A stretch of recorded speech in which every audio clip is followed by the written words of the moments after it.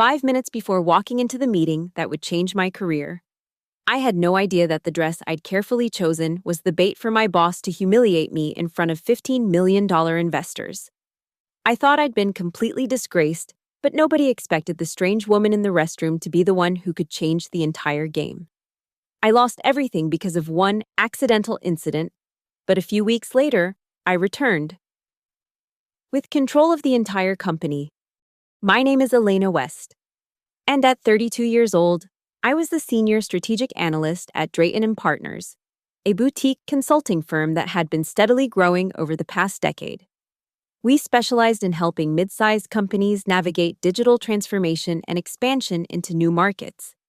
It wasn't the most glamorous job in the world, but I loved the challenge of diving into different industries, analyzing market trends, and developing strategies that could genuinely help businesses thrive.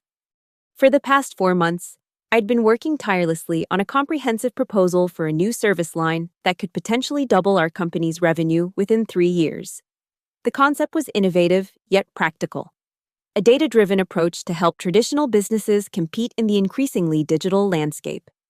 I had sacrificed weekends, stayed late most evenings, and even canceled a planned vacation to perfect every detail of the presentation. The opportunity to pitch this idea came when our CEO, Richard Drayton, announced that 15 major investors would be visiting our offices for a special presentation on the company's future growth strategy. This wasn't just any meeting. These investors collectively managed over $2 billion in capital, and their backing could catapult our firm to an entirely new level. I should have been elated when Richard selected me to give the presentation. Instead, I felt a knot forming in my stomach when he made the announcement during our weekly leadership meeting. The reason for my apprehension was sitting directly across from me, Veronica Hale, our marketing director and my immediate supervisor. Veronica gave me a tight smile that didn't reach her eyes. "Congratulations, Elena. I'm sure you'll do adequately." At 45, Veronica had the polished appearance of someone who invested heavily in maintaining her image. Her blonde hair was always perfectly styled, her designer clothes impeccable, and her makeup flawless. She had joined the company 3 years ago from a larger firm, and made it clear from day one that she viewed her position at Drayton & Partners as a temporary stepping stone to something greater. Our relationship had started professionally enough, but things changed about 6 months into her tenure when I presented a strategy that received enthusiastic praise from the executive team. After that meeting, Veronica began to subtly undermine me in various ways, questioning my analyses in front of clients, reassigning my most promising projects to other team members, and taking credit for my ideas whenever possible. "Thank you for the vote of confidence, Richard," I replied, keeping my voice steady as I looked directly at our CEO rather than at Veronica. "I believe this new approach could transform our service offerings." Richard nodded, his attention already shifting to the next agenda item. "The meeting is in 2 weeks. Make sure everything is perfect. These investors aren't easily impressed." As the meeting dispersed, Veronica approached me with that same tight smile. "Let's meet tomorrow to review your presentation. I want to make sure it aligns with our marketing strategy." I knew what that meant. She would pick apart my work, insert herself into the process, and position herself to claim credit if the presentation was successful. It was her standard playbook. "Of course," I replied neutrally. "I'll send you the draft tonight." Over the next 2 weeks, Veronica did exactly what I expected. She demanded numerous revisions, insisted on adding her own slides to the presentation, and scheduled herself to give the introduction before I took over. Still, I remained focused on the bigger picture. This was my chance to showcase my capabilities to the people who could shape the future of our company. The morning of the presentation arrived with a mix of anticipation and anxiety. I had chosen my outfit carefully, a burgundy dress that was professional but distinctive, paired with simple gold accessories and classic black pumps. The dress had cost me nearly a full week's salary, but I considered it an investment in my career. It was fitted but not tight, modest but not matronly, and made me feel confident. I arrived at the office 2 hours early to do one final review of the presentation, check the conference room setup, and steady my nerves. By the time the investors began to arrive, I felt as ready as I could be. Our largest conference room had been transformed for the occasion. The long mahogany table gleamed under the recessed lighting. 15 leather chairs awaited the investors, and a state-of-the-art projection system had been installed specifically for this meeting. I stood near the entrance, greeting each investor alongside Richard and other executives from our company. Most of the investors were men in their 50s and 60s, with the studied confidence that comes from years of making high-stakes decisions. A few were younger tech investors who had made their fortunes in the startup world. All of them carried an aura of power that was almost tangible. I noticed that one expected investor was missing: Marianne Foster, the elusive founder of Foster Investments. I had researched all 15 investors thoroughly, and Marianne intrigued me the most. Unlike the others who regularly appeared in business publications and industry events, Marianne maintained an intensely private profile despite managing one of the largest private investment funds in the country. There were barely any photos of her online, and she rarely gave interviews. The little information available suggested she was in her 60s and had built her fortune through a combination of smart real estate investments and early stakes in several technology companies that had grown exponentially. As the clock ticked closer to the presentation time, Veronica appeared beside me. She wore a sleek black suit that probably cost more than my monthly rent. Her hair and makeup immaculate as always. "Nervous?" she asked with a smile that didn't quite reach her eyes. "Focused," I corrected her. "Everything is ready." She nodded and glanced at my dress. Bold color choice. I would have gone with something more subdued for such an important meeting. I chose not to respond to the subtle criticism. After 4 years at the company and numerous presentations, I knew what worked for me. Richard began ushering everyone toward their seats. "Let's get started, shall we? We have a packed agenda today." As I moved toward the front of the room where my materials were waiting, I felt Veronica step close behind me. What happened next occurred so quickly that I barely had time to process it. I felt a sharp tug at my side, followed by the unmistakable sound of fabric tearing. A cool draft suddenly hit my skin, and several heads turned in my direction. Looking down in horror, I saw that my dress had a massive tear along the right side, running from just below my hip almost to the hemline. The tear exposed a significant portion of my leg and the edge of my underwear. In that terrible moment, time seemed to slow down as my brain frantically tried to process what had just happened. Veronica's voice came from behind me, pitched perfectly to sound concerned, yet loud enough for everyone to hear. "Oh my God, Elena. Your dress. How did that happen?" I turned to face her, still in shock. Her expression was one of exaggerated concern, but I caught the flash of satisfaction in her eyes before she masked it. The room had fallen silent. 14 pairs of male eyes were now trained on me, expressions ranging from embarrassment to uncomfortable amusement. Richard looked mortified, his face reddening as he tried to assess how to handle the situation. "I think I must have caught it on something," I managed to say, though I knew with absolute certainty that Veronica had deliberately torn my dress. I pressed my portfolio against my side in a desperate attempt to cover the exposure. Richard cleared his throat. "Perhaps you should address that issue before we begin." Veronica stepped forward, placing a hand on my shoulder in a show of false sympathy. "You should go take care of that, Elena. Don't worry about the presentation, I can cover for you." But I began to protest. "Really? It's fine," Veronica insisted, her voice honeyed with fake concern. "I'm familiar enough with your material to get us started. You can join when you're decent." Richard nodded, clearly eager to move past the awkward moment. "Yes, that seems sensible. Veronica can begin, and you can rejoin us once you've sorted this out." I stood frozen, seeing months of work and preparation slipping away. This presentation was supposed to be my moment to shine, to demonstrate my value to the company and these potential investors. And now, because of one accidental tear, I was being dismissed like an embarrassing inconvenience. But what choice did I have? I couldn't stand there with my dress torn open, and I didn't have a change of clothes at the office. "Of course," I said, fighting to keep my voice steady. "I'll be back as soon as possible." with as much dignity as I could muster. I backed out of the conference room, still holding my portfolio against the tear in my dress. As the door closed behind me, I heard Veronica's confident voice. Well, let's not waste any more time. I'm excited to share our vision for the future of Drayton and Partners. I practically ran to the women's restroom, tears threatening to spill over. Once inside, I locked myself in the furthest stall and finally allowed myself a moment of complete despair. This was sabotage, plain and simple. Veronica had deliberately torn my dress to humiliate me and steal my presentation, the presentation I had poured my heart and soul into for months.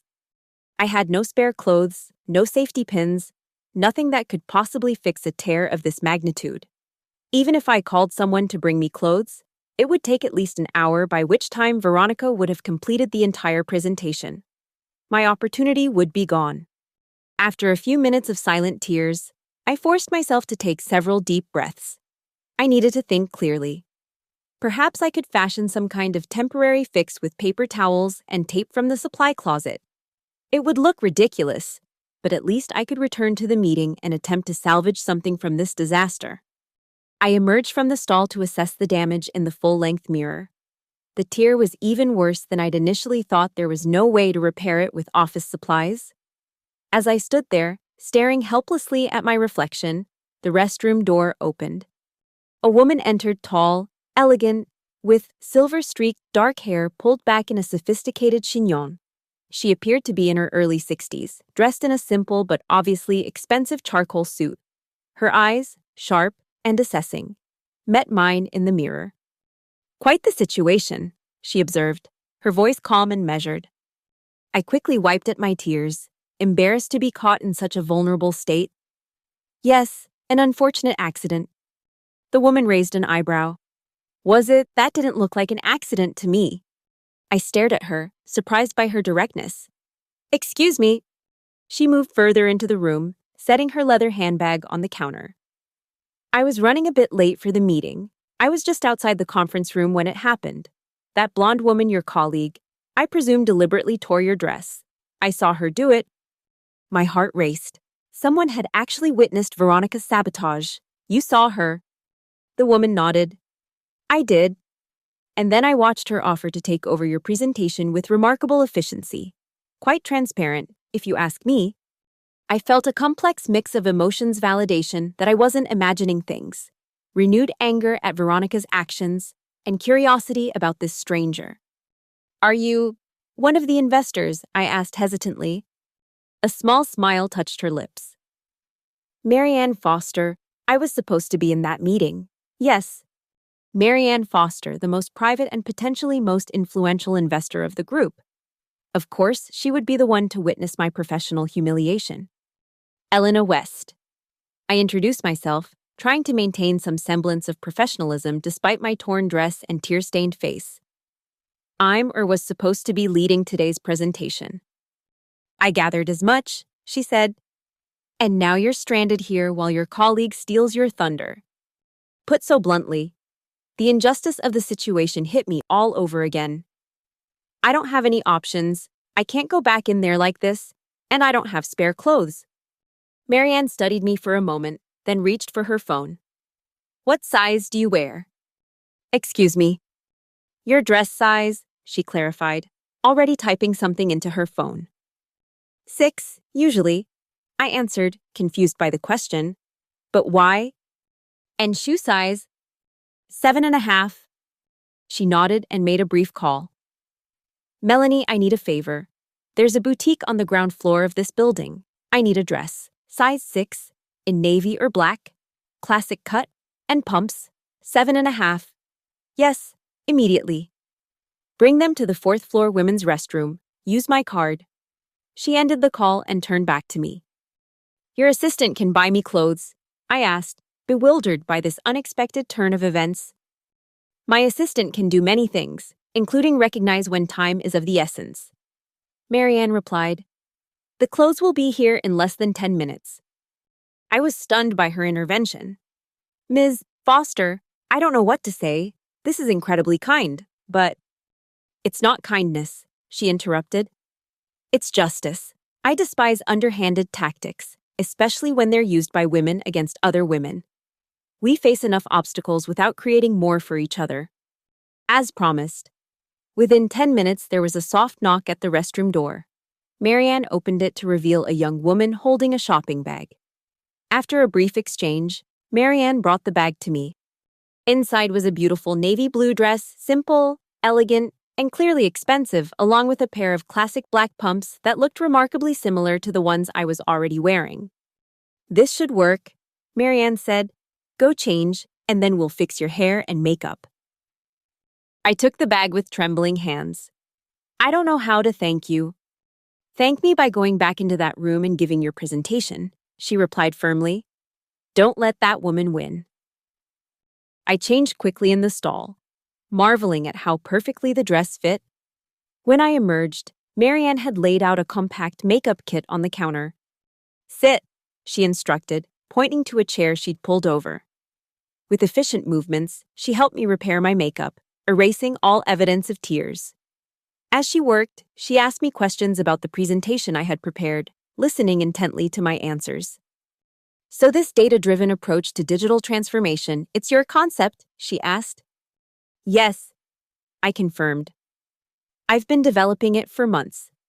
The analysis shows that traditional businesses can compete effectively against digital natives if they leverage their existing customer relationships and institutional knowledge in the right ways." She nodded thoughtfully. "And your colleague, the one who tore your dress, what's her role in this?" "Veronica Hale, our marketing director. She's my direct supervisor." I explained. "She's been taking credit for my work since she joined the company 3 years ago." "And your CEO allows this behavior?" I hesitated. "Richard tends to focus on results, not process. As long as the clients are happy and the money comes in, he doesn't pay much attention to internal dynamics." Marianne made a small sound of disapproval. "Short-sighted, companies rot from the inside when this kind of behavior goes unchecked." She stepped back to assess her work. "There. You look composed and professional. Now, are you ready to go back in there and take back your presentation?"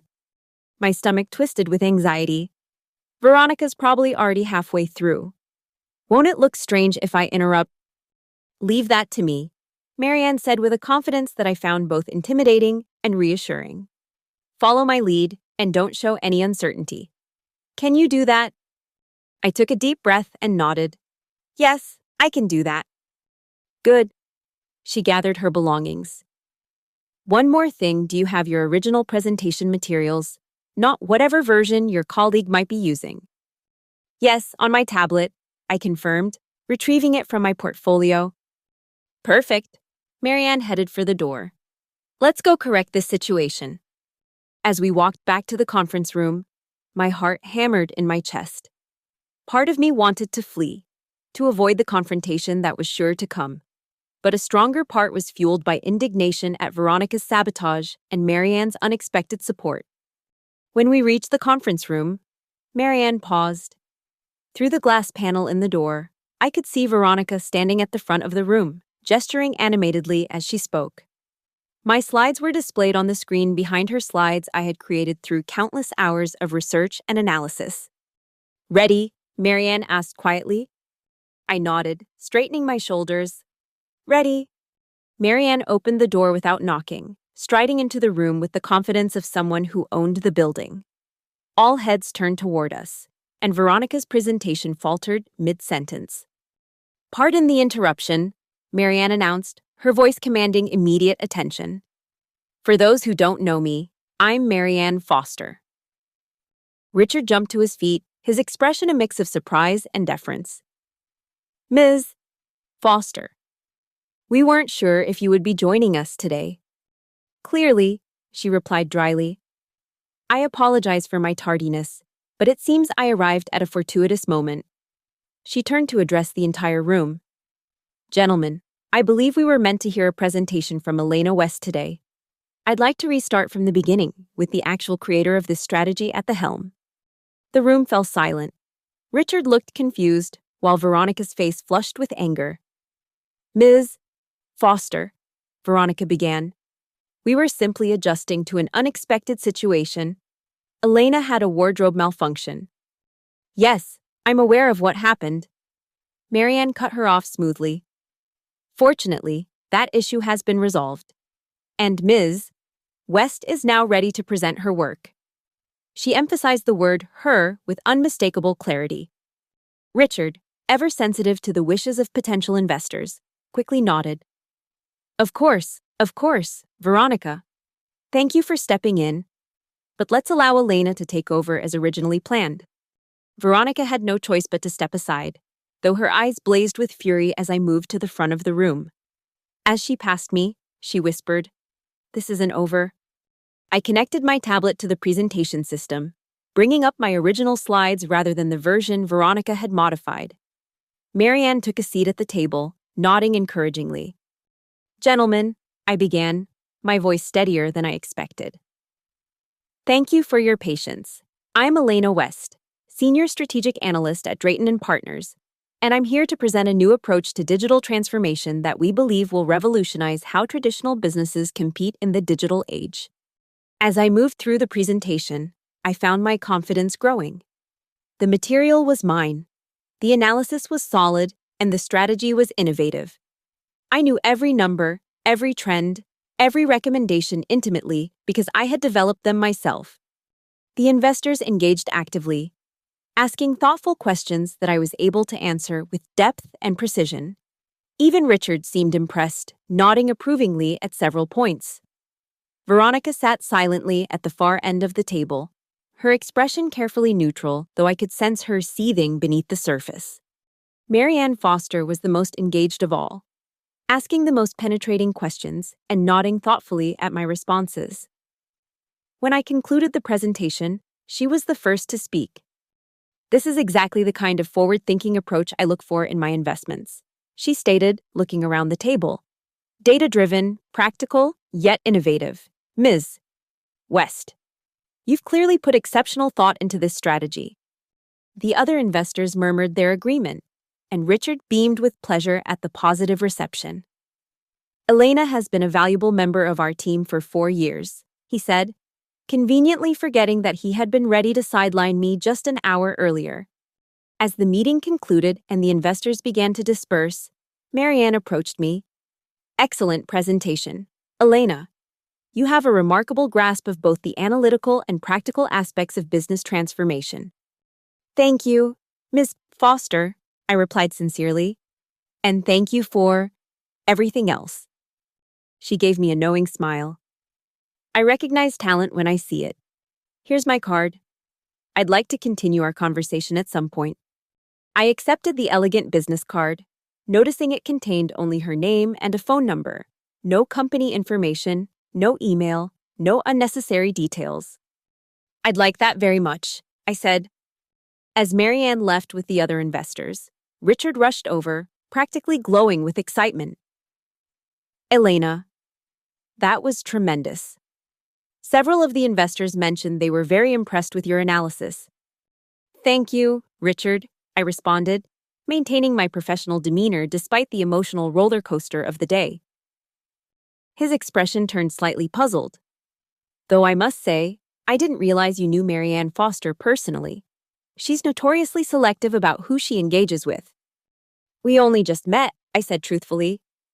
"Well, whatever connection you've established, nurture it. Foster Investments could be a game changer for us." He patted my shoulder awkwardly before hurrying off to escort the remaining investors. Veronica had disappeared immediately after the meeting, which was probably for the best. I gathered my materials, still processing everything that had happened. In the span of a few hours, I had experienced professional sabotage, unexpected rescue, and ultimately, triumph. But something told me this was far from over. I was right. The next morning, I arrived at work to find an email from HR informing me that my office was being relocated as part of a departmental reorganization. My new workspace turned out to be a converted storage room in the basement, next to the file archives. The space was small, poorly lit, and isolated from the rest of the team. When I went to HR to question the move, the representative avoided eye contact. It's a temporary situation until the reorganization is complete, she said, not sounding convinced herself. The request came from Veronica, approved by Richard. I understood immediately. The success of my presentation had only intensified Veronica's determination to undermine me. She couldn't fire me outright after the investor's positive response, but she could make my working conditions intolerable. Over the next few weeks, a pattern emerged. I was gradually excluded from important meetings. My projects were reassigned to other analysts.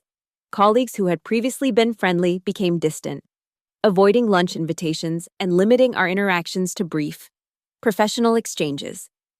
When I confronted one of my closer colleagues, Michael, about the sudden change, he looked uncomfortable. Look, Elena, Veronica has been telling people you're having issues. She implied you might be experiencing some mental health challenges that are affecting your work. What? I was stunned. That's completely false. Michael shrugged helplessly. I know, but she's been very convincing talking about mood swings, erratic behavior. She even suggested that your episode at the investor meeting was part of a larger pattern. Episode she deliberately tore my dress. That's not how she's telling it. And, well, she is the marketing director. People listen to her.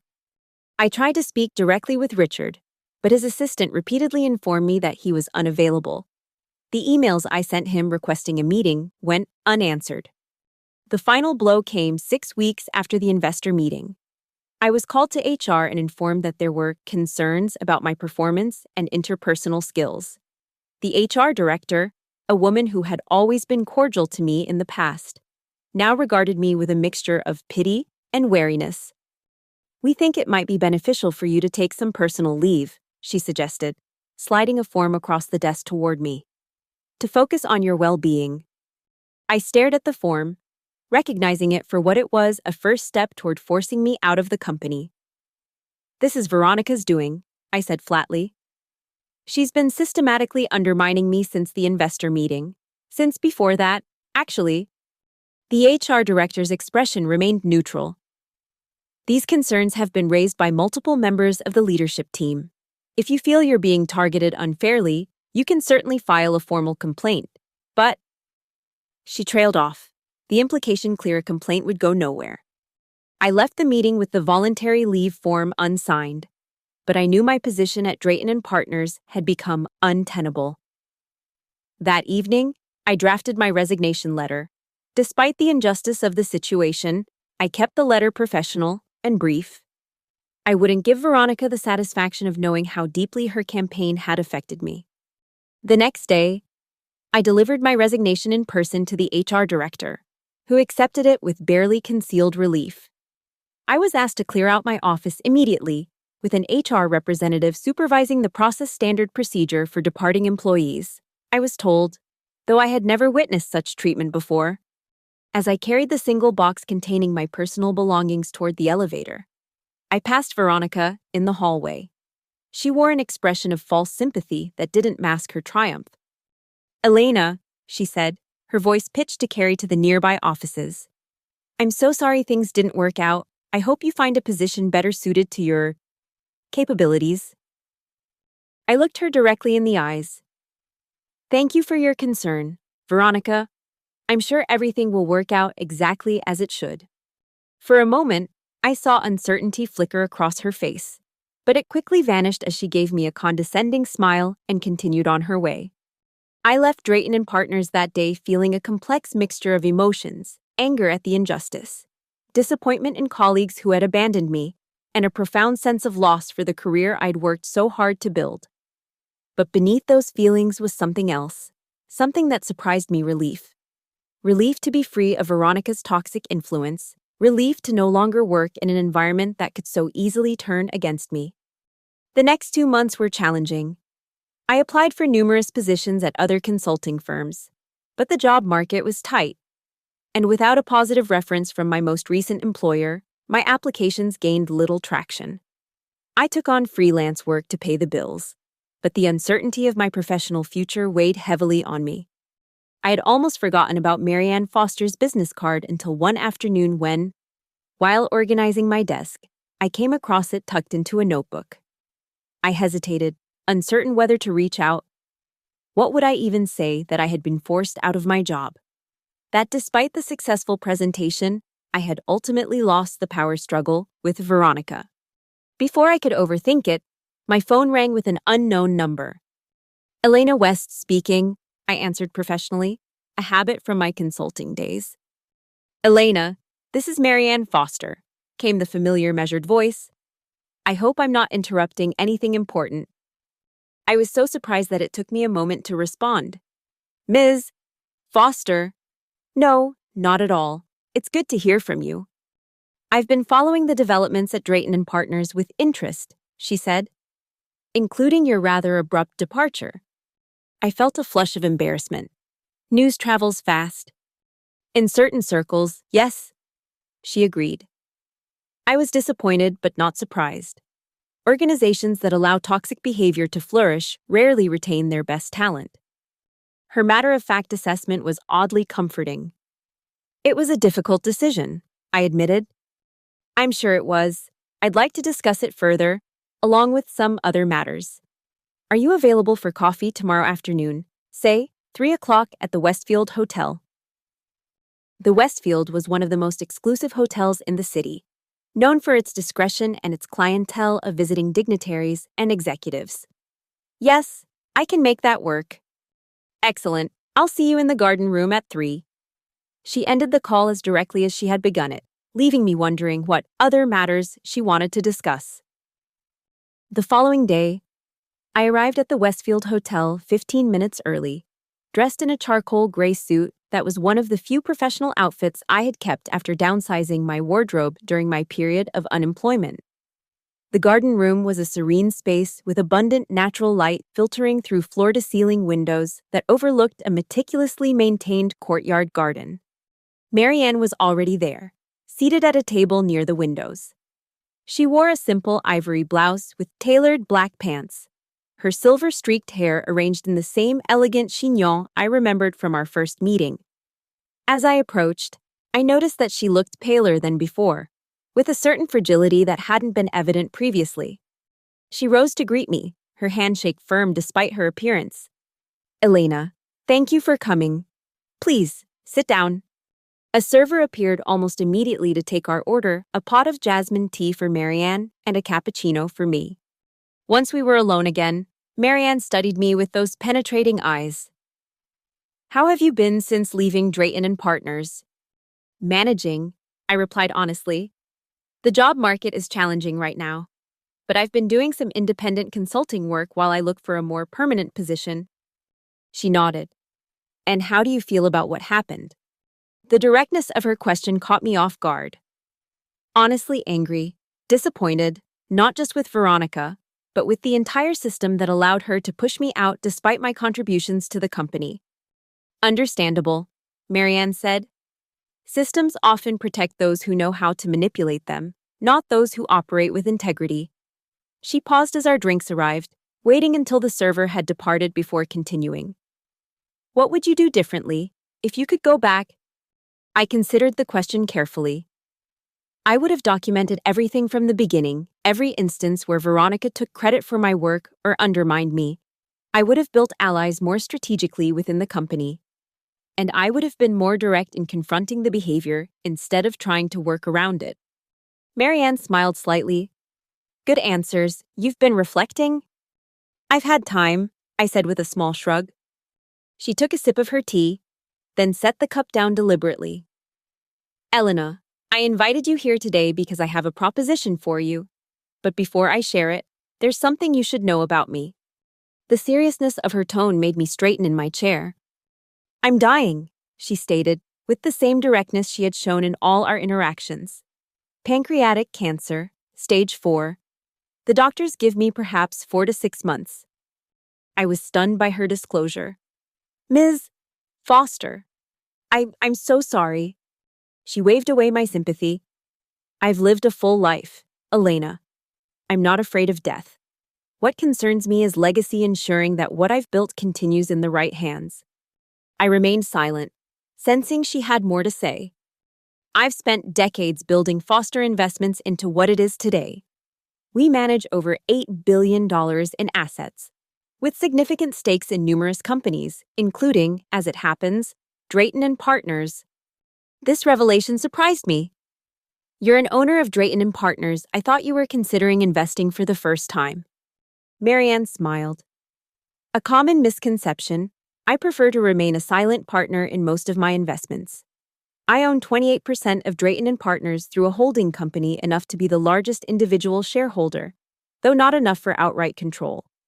My mind raced to process this new information. Does Richard know? Oh yes, though we rarely interact directly, I've always allowed him operational freedom as long as the company performed adequately. But recent events have caused me to reconsider that approach. Recent events meaning your situation, among others. She clarified. What happened to you is a symptom of a deeper problem within the company culture, one that Richard has either fostered or failed to address. Either way, it's unacceptable. I wasn't sure how to respond. While I appreciated her assessment, I didn't understand why she was sharing this with me. As if reading my thoughts, Marianne continued. I have no children, Elena, no family to whom I can entrust my legacy. Over the years, I've looked for individuals who possess the qualities I value: intelligence, integrity, strategic thinking, and moral courage. People who will do the right thing, even when it's difficult. She reached into a slim briefcase beside her chair and withdrew a folder, which she placed on the table between us. I'm transferring my shares in Drayton and Partners to you. For a moment, I thought I had misheard her. I'm sorry. What did you say? You heard me correctly, she replied calmly. I'm making you the largest shareholder of Drayton and Partners. I stared at her, unable to fully comprehend what she was proposing. Ms.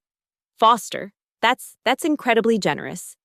But I don't understand why you would do this. Call it a combination of intuition and observation, she said. I've been in business for over 40 years, Elena. I've developed a sense for people, who they are, what motivates them, what they're capable of. The day we met, I saw someone with exceptional talent being deliberately undermined by a mediocre person who felt threatened. More importantly, I saw how you handled it with dignity and resilience. She pushed the folder toward me. This contains all the necessary legal documents for the transfer, which will be effective immediately upon signature. My attorneys have arranged everything. I made no move to take the folder. This is too much. You barely know me. I know enough, she insisted. And frankly, time is a luxury I no longer have. I need to make decisions quickly and trust my judgment. But what would you expect me to do with the shares? I asked, still trying to grasp the magnitude of what she was offering. Whatever you believe is right, Marianne said simply. Though I suspect you already have some ideas about how Drayton and Partners could be improved. She wasn't wrong. Even during my darkest moments after leaving the company, part of me had continued to analyze what was broken in the organization and how it might be fixed. There would be significant resistance. I pointed out, Richard, Veronica, the entire executive team, they wouldn't simply accept my return as a major shareholder. Marianne's expression hardened slightly. Of course not. Power is never surrendered willingly. But that's precisely why I'm choosing you. Elena, you've experienced firsthand the consequences of toxic leadership. You understand what needs to change, and I believe you have the backbone to make those changes happen, despite the resistance. I sat back in my chair, overwhelmed by the opportunity being presented to me. It was simultaneously terrifying and exhilarating. I would need time to think about this. Naturally, Marianne agreed, though not too much time. The annual shareholders meeting is in 3 weeks, an opportune moment for you to make your entrance, if you choose to accept. She stood, signaling the end of our meeting. Take the documents, review them with your own attorney if you wish. My contact information is inside if you have questions. She extended her hand. I hope to hear from you soon. Elena. As I shook her hand, I felt the weight of her trust and the magnitude of the decision before me. Thank you, Ms. Foster, for everything. Marianne, please, she corrected me with a small smile. I think we're well past formalities at this point. I left the Westfield Hotel in a daze, the folder clutched in my hands like a talisman. By the time I reached my apartment, my initial shock had begun to give way to strategic thinking. If I accepted Marianne's offer, I would need to be thoroughly prepared before the shareholders' meeting. That meant gathering information, building a case, and developing a clear plan for the changes I wanted to implement. Over the next few days, I consulted with an attorney who specialized in corporate law, confirming that Marianne's offer was legitimate and understanding the full extent of the rights the shares would grant me. I also began discreetly reaching out to former colleagues who had left Drayton & Partners, gathering their perspectives on the company's issues and identifying potential allies. 1 week after our meeting, I called Marianne to accept her offer. The legal transfer was completed within days, making me the owner of 28% of Drayton & Partners. I was now the company's largest individual shareholder, a fact that would remain confidential until the upcoming meeting. With Marianne's guidance, I spent the next 2 weeks preparing meticulously. I reviewed the company's financial statements, analyzed performance metrics across departments, and developed a comprehensive plan for organizational restructuring. I also gathered evidence of Veronica's pattern of behavior not just toward me, but toward several other employees who had been similarly undermined or pushed out. The day of the shareholders' meeting arrived with a sense of inevitability. I dressed carefully in a tailored navy suit, professional, powerful, but not ostentatious. As I prepared to leave my apartment, I received a text message from Marianne. Trust yourself, you're ready. The meeting was being held in the main conference room at Drayton & Partners, the same room where, months earlier, Veronica had torn my dress in a deliberate act of sabotage. As I approached the building, I felt a curious absence of anxiety. In its place was a calm determination that surprised even me. I arrived deliberately late, timing my entrance for maximum impact. As I opened the door to the conference room, conversations halted mid-sentence. Richard, standing at the head of the table, froze with his mouth partially open. Veronica, seated near him, turned pale as she recognized me. I apologize for my tardiness, I said, echoing Marianne's words from our first encounter. Please, continue. Richard recovered first. Elena, what are you doing here? This is a private shareholders meeting. I moved to an empty chair, setting my portfolio on the table. I'm well aware of that, Richard. I'm here as a shareholder. Confused murmurs rippled through the room. Veronica's expression had shifted from shock to contempt. This is ridiculous. Security should be called. Before you do that, I interrupted smoothly.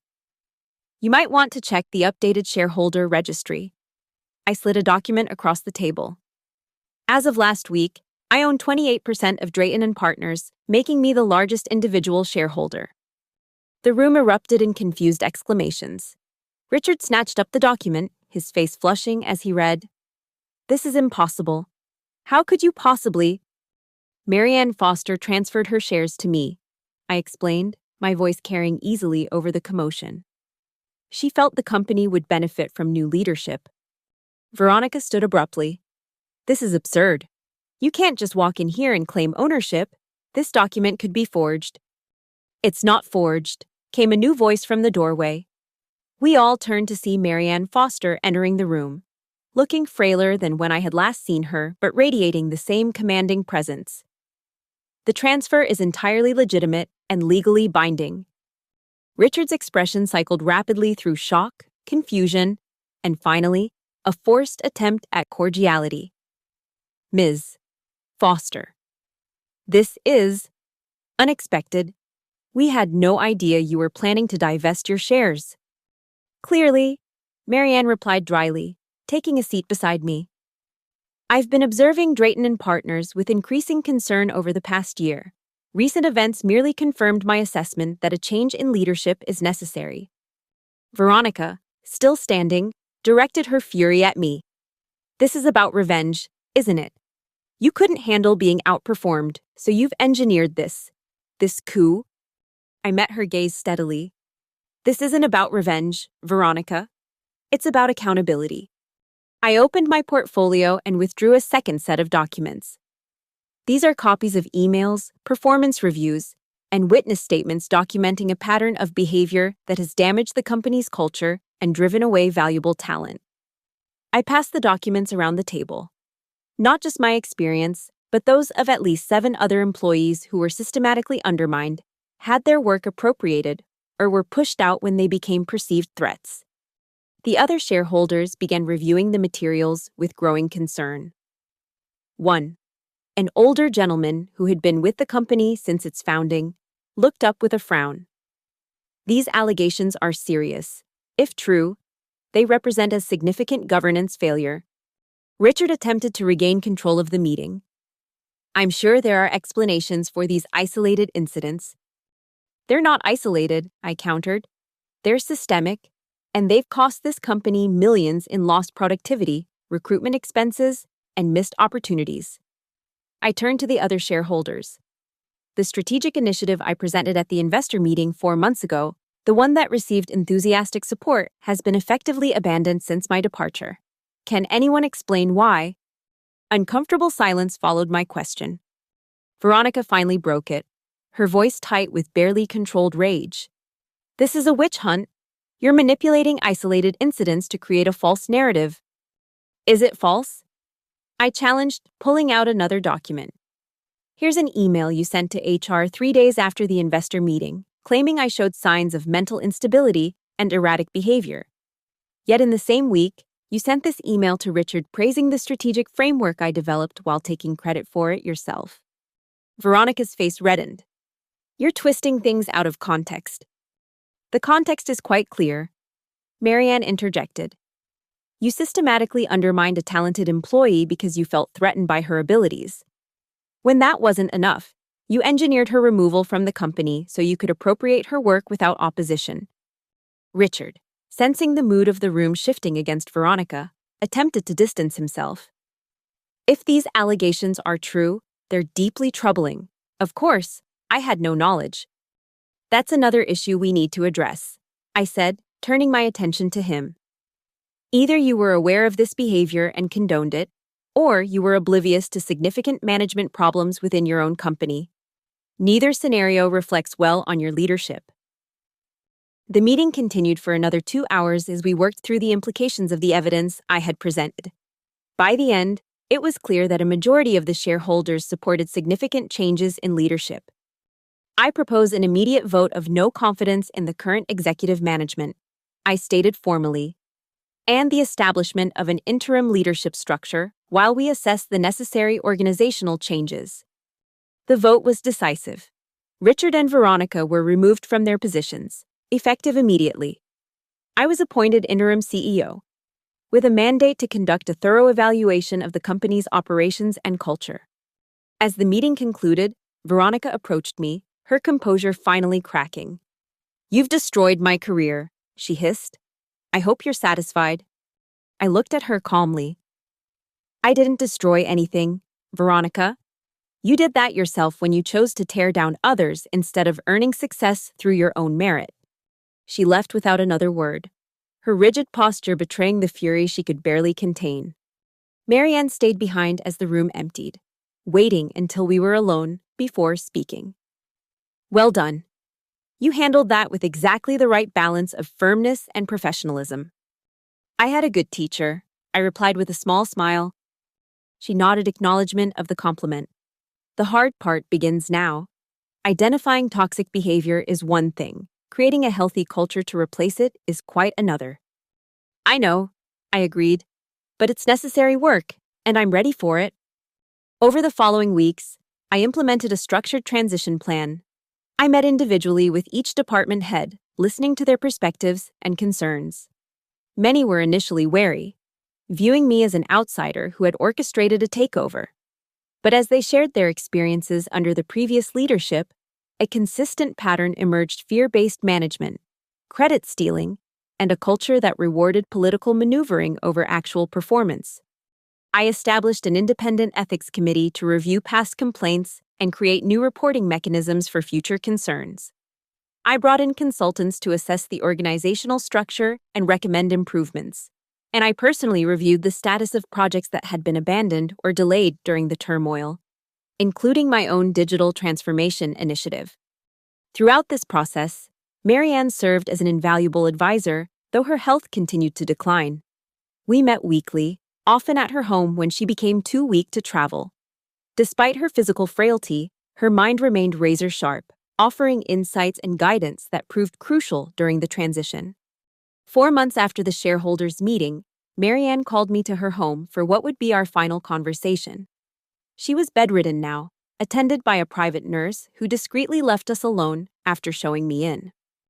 "You've exceeded my expectations," Marianne said, her voice thin but clear. "The quarterly results are impressive." It was true. Despite the leadership upheaval, Drayton and Partners had not only stabilized but begun to grow again. Client retention had improved. Several former employees had returned. And the digital transformation initiative was generating significant new business. "Thank you," I said, sitting beside her bed. "Though much of the credit goes to your guidance." She shook her head slightly. "I merely opened a door. You walked through it with your own strength." We talked for a while about the company's future plans, but I could see her energy waning. As I prepared to leave, she gestured for me to stay. "There's one more thing," she said. "My estate. I've made some changes to my will." "Marianne, you don't need to." She raised a hand to stop me. "It's done. Besides the shares you already hold, I'm leaving you my personal assets as well. Use them wisely. Create something meaningful." I was overwhelmed by her generosity. "I don't know what to say." "Say you'll continue what we've started," she replied simply. "Not just at Drayton and Partners, but beyond. There are too many Veronicas in the world, Elena, and not enough people willing to stand against them." "I promise," I said, my voice thick with emotion. She nodded, satisfied. "Good, that's all I needed to hear." Marianne passed away peacefully 3 days later. The private funeral was attended by only a small group of close associates, myself included. It was only then, listening to others speak of her, that I fully understood the extent of her influence and the number of careers she'd quietly shaped over the decades. 2 weeks after the funeral, I learned that Marianne had left me not only her business holdings, but her personal fortune as well. A sum that left me breathless when her attorney disclosed the figure. Along with the inheritance came a brief note: "Create ripples that become waves." In the months that followed, I established the Marianne Foster Fellowship, a foundation dedicated to supporting women in business leadership and funding initiatives to combat workplace bullying and toxic corporate cultures. The fellowship provided not just financial backing, but mentorship, legal support, and strategic guidance for women navigating challenging workplace environments. Drayton and Partners, meanwhile, continued its transformation. We rebranded as Foster Partners, honoring Marianne's legacy while signaling a fundamental shift in the company's identity. The digital transformation initiative that had once been my personal project became the cornerstone of our service offerings, attracting clients who were eager to work with a firm that practiced internally the principles it preached to others.